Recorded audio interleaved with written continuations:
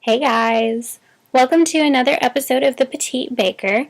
Today is kind of a follow-up from my last video, which was all about Caravaggio. I finally went and saw it, saw the exhibit at LACMA, otherwise known as the LA County Museum of Art. And I wanted to give a full review on what exactly I thought of the exhibit. And in my next episode, I'm going to be talking about what I thought of the Stanley Kubrick exhibit, which I also went and saw. So just to start things off, I'm just going to say as an overarching thing, I definitely still think that everyone should go. There's some things in life where maybe you don't necessarily know the full significance of what you're seeing at the time, but after you see it, I mean, it's kind of one of those things where you realize not everybody got to see what I saw, and I definitely think this exhibit might be one of those things. So I still highly recommend that everybody go. But on that note, this is not necessarily a good review. I just to, I guess, go back into a few things in case you don't watch my other video.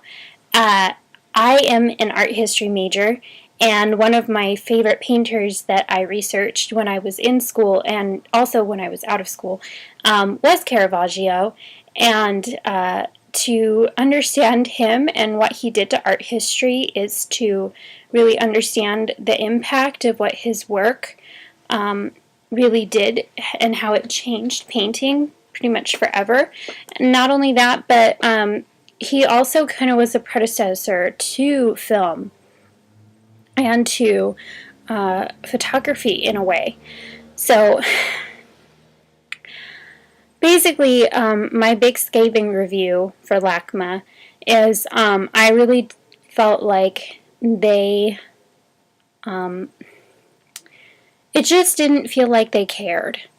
And that's a shame for a museum of that size and that significance to basically say that with the way that they curated the show. When I went in, it felt overwhelming at the time because there were a great number of paintings there. But as I walked around, pretty much, okay, so the only painting that I really felt like was largely significant to Caravaggio's body of work that was there was the very first painting on this huge wall that you walk in. And it's actually John the Baptist in the Wilderness, which is a gorgeous painting. I mean, just to look at that, I mean, that's almost worth just seeing the exhibit itself. I thought that there would be a great number more of Caravaggistes that were familiar and were actually in it of themselves pretty significant to art history. One of the biggest Caravaggistes in art history is Artemisia Gentileschi, and none of her pieces were in the show. Her most famous, obviously, that would be really difficult to get on loan. Her most famous is called Judith, Beheading Holofernes, and obviously that one would be incredibly difficult to get in the museum, and I understand that, but to not have any of her pieces I felt was a huge letdown. There were a few pieces by her dad, which, I mean, that was kind of neat to see, but it didn't really strike me. Also, the way that they organized the show, I felt was kind of, in a way, them saying, big deal, because the show itself did not flow, in my opinion. There's certain shows where you just walk in and you feel like it's telling you a story. As you go in, you're either experiencing things as the artist experienced them, and so through his life, it's going in sequence, and then there's other shows where you walk in and it's almost like the pieces themselves are telling a story. And this did neither. So, there were a few sections of the exhibit that were in juxtaposition, so you had one wall showcasing a Caravaggio, and then the other wall showcasing one of his rivals or one of his copiers, one of his followers. But for the most part, there was actually very little juxtaposition, which I thought was a shame. The exhibit itself also was tucked away in a corner. It wasn't super easy to find. It just felt like the museum was almost brushing him off as being, meh. Here's this guy. He's dead. He's gone. Here's some of his paintings. Hey! He's kind of famous. It's kind of cool, but no big deal. And it just felt raw for me, because I understand how significant he is to painting and to, everything else that came after him. It just was such a shame.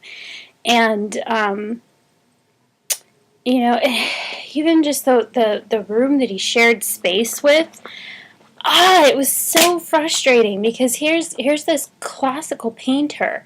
He was edgy for sure during his time period, but he changed classical painting. And then, so they had him on one half of the wing, and then in the other half of the wing was a new sculptor that I'm totally not familiar with. He's very modern. In my personal opinion, don't get it, don't understand it. I'm not huge into contemporary art, so I'll just put that right out there in the forefront. But he, as my mom put it, his biggest piece looked like a parking lot.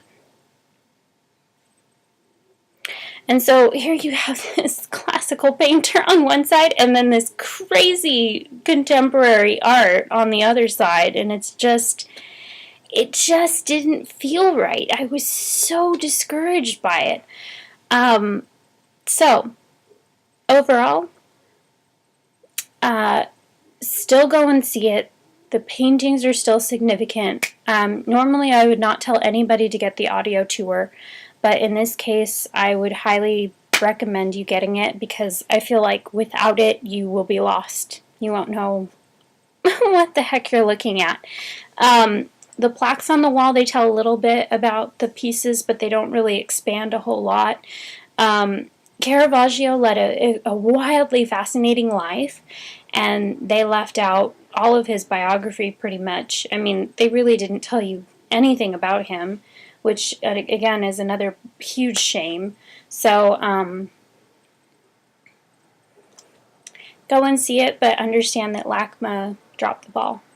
So, it's definitely not Caravaggio's fault. Caravaggio is one of the most amazing painters in history, but LACMA makes you feel like it's not so important.